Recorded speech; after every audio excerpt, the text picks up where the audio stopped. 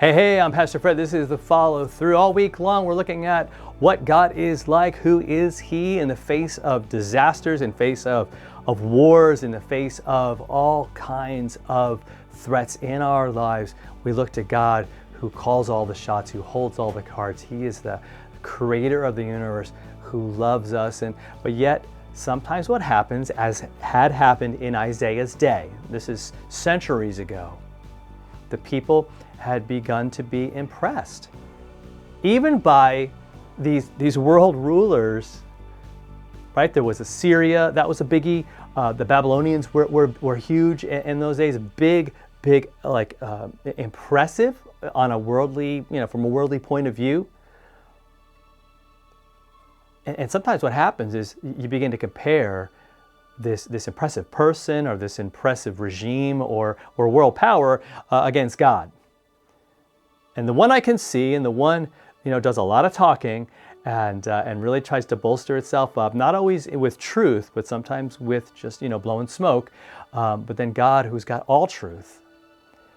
And so Isaiah brings this before the people in verse 25 of Isaiah 40. He says, "To whom then will you compare me?" Right? God's saying, who are you going to compare me to? "That I shall be like him, says the Holy One." Now, the verse before this that we talked about yesterday, and if you missed that video, go back and watch it. It was talking about sort of the temporary nature of every earthly leader ever.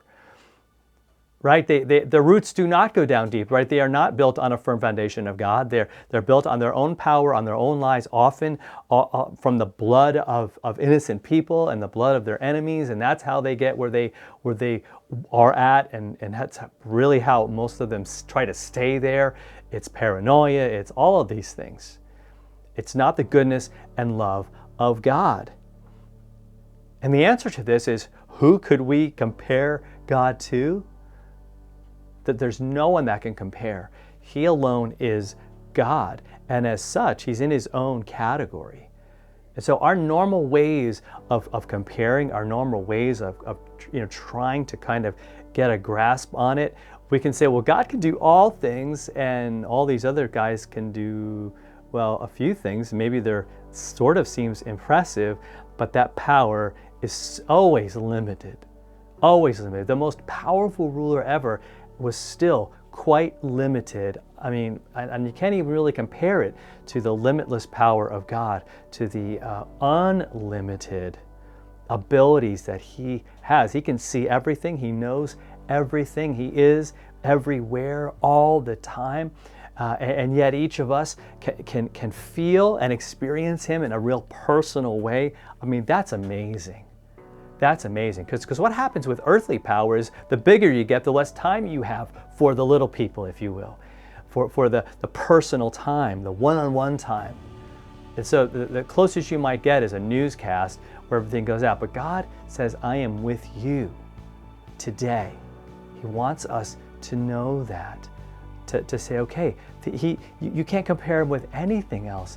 And that's because He is, again, as I said earlier, in a category all by Himself. Take some time today to really let that sink in of who He is over and against what you might think is impressive. And maybe perhaps that those people that you thought were so great, maybe they let you down. Maybe they showed what they are, which is human, like you, like me, in need of God 100%.